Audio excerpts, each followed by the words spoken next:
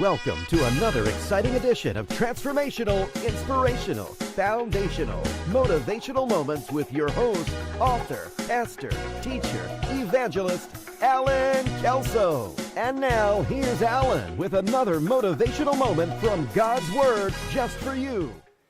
Hi, everybody. I was just walking out the door, and the Lord reminded me of a word I wanted to share with you.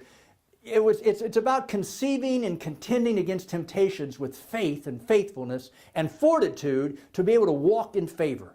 You know, a young man that God's been bringing in my life a lot today and thinking about is the life of Joseph, because it provides a backdrop into what it's like to conceive a dream and to begin to contend for it. What a traumatic experience, going from the heights of a special favor with his father, special gifts that had been given to him, a special place in the plan of God being revealed to him, and then the horror of his brothers lying to him and plotting him against him to hurt him and to reject him. The pain must have been unimaginable. The confusion must have been totally bewildering, and the negative turn of events so disappointing and hurtful. For Joseph, there was many direct attacks against him that were targeting his dream and ultimately his destiny. The first, probably the most important one, was that it was rooted in jealousy and a lack of appreciation of what God was doing in him and through him for his own home. His own brothers betraying him and selling him down the river. Betrayal is a terrible attack because it always involves those who we've trusted, and we presume that they're going to be good to us. What a test. Would he lose his dream, give up his grief and despair because of the pain and betrayal? Would he stop using his gift? Would he stop following God? Would he just assimilate into his society and forfeit his dream because of the disappointments? How easy it would have been for him to do just that. How easy it would have been for him to snuff out the prophetic in his life because of the pain. How easy it would have been for him to take the dream of greatness and to throw it away for a mediocrity of life. We know that Joseph somehow got himself together enough to get over his sense of rejection from his family and doing the best with his hand that was dealt to him. God never gives us a dream that He doesn't plan to bring us for. Even in a foreign land, even with foreign gods in different ways, He has to overcome it.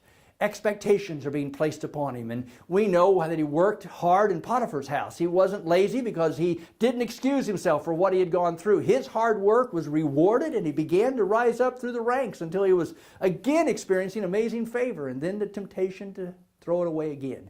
When Potiphar's wife entices him, tries to seduce him and blackmail him even. But what does he do with it? Does he take and fall into that trap? Does he forfeit everything because I'm in a strange area, a place where nobody knows me necessarily? Am I going to throw away my promotion and prosperity? Is it all at stake, you see? But Joseph knew that he could not fulfill God's dream, could not walk the path unless he made a decision. Joseph's reward for staying the course was that he would be thrown into a dungeon. Surely he would give up his dream. There in that dungeon, surrounded by darkness and condemned, the result of false accusations, what a predicament. Maybe he'd throw in the towel now. Maybe he'd forget the whole dream and just say, because of all the sorrow and grief, it's over with. No, somehow, once again, he pulled himself together. He must have thought about the end and that I'll never gain back my reputation if I give in. Here's what I believe was the mindset of Joseph. He decided to continue to be faithful to the same principles that he had believed in whenever he received that dream. He maintained the hope that was given to him because he knew that the dream was from God, and that if God gave it to him, that somewhere, somehow, God would show up and show out in his life. I believe God has given to each of us a dream. He has given to us a dream for our nation. He has given us a dream for us individually. And the lessons that we can learn through Joseph's life of how that he could be able to stand in the face of unsurmountable obstacles through 13 years of imprisonment, even as a young man, to not give up, but allow himself to be transformed.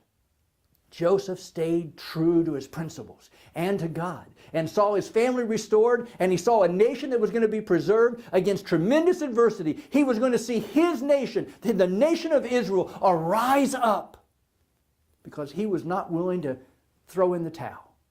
You see, this is the year of favor, the year of the clashing of swords. And as a child of God, you and I are blessed. In fact, the Word of God declares in Ephesians that God has called us in the heavenlies blessed. Can you imagine God the Almighty who is speaking for us in the heavenlies and saying, look at that person, look at that man, that woman, that boy, that girl, that teenager. They are blessed.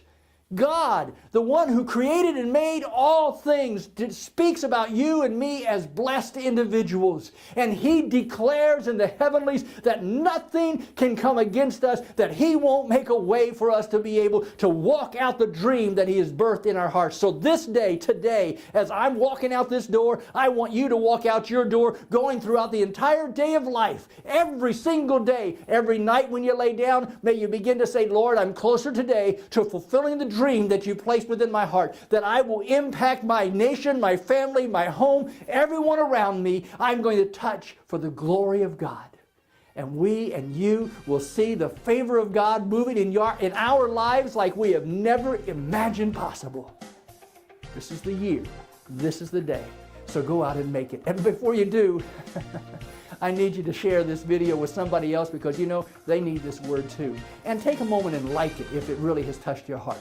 I'll appreciate it, and everybody will love to see this video. God bless you. I look forward to talking to you again real soon. Have a blessed day.